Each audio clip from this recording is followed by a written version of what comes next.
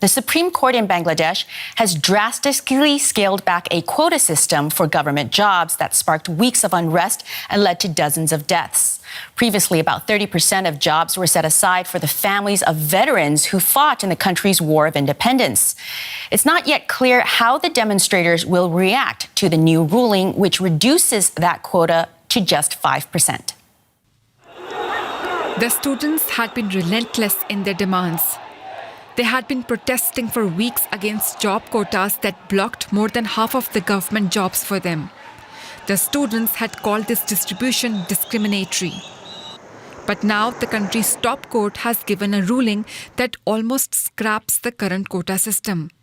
Now 93% of the civil service jobs are open for graduating students.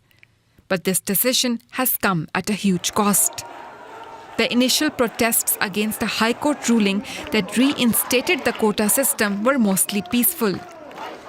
But rights groups say in the last couple of days, a hard crackdown by police and other armed forces turned the protests into deadly riots.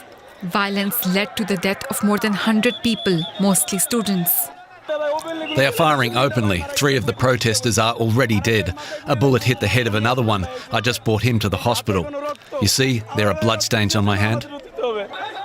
Hospitals were filled with thousands of students. The killings of so many people have left many devastated. Why are there so many dead bodies? Oh Allah, forgive me. What country do we live in? The government say the killings will be investigated. And now, even though the main demand of the protesters has been recognized by the country's top court, the students say they will not stop protesting till they get justice for those killed. We're joined now by Tasneem Khalil. He is a Bangladeshi journalist who lives in exile in Malmö, Sweden, from where he's joining us. Thanks for coming on. Tasneem, does this scaling back of the reintroduction of the quota mean that the protests will end? No, Melissa, not at all.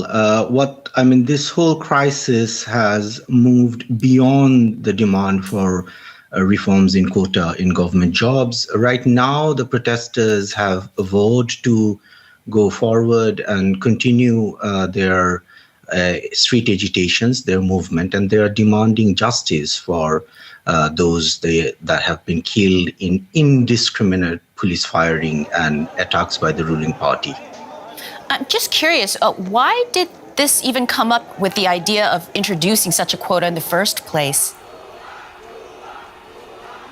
Well, there are some historical context to it, which is pretty long. I'm not going to go into that. But the quota system in Bangladesh, specifically the one where government jobs, cushy government jobs are actually handed out to the descendants, children and grandchildren of people who fought in the liberation war of Bangladesh, that over the years became a tool at the hands of the ruling Awami League for maintain a patronage network.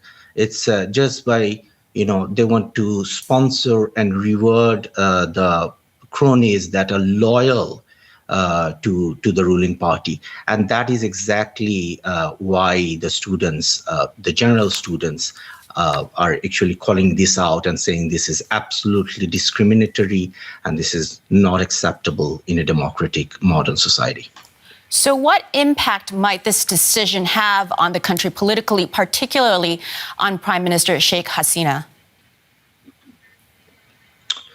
Melissa, what has happened over the past few days is that a government has declared a war against its own people.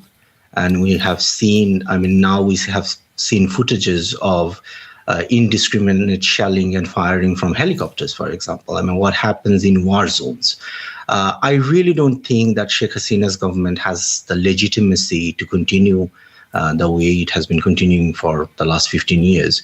It is very hard to speculate what's going to happen next. But I, as a political analyst, as a journalist, I don't see how Sheikh Hasina can survive this crisis as the Prime Minister of Bangladesh and continue ruling the country. Tasneem Khalil, thank you so much for joining us. Thank you.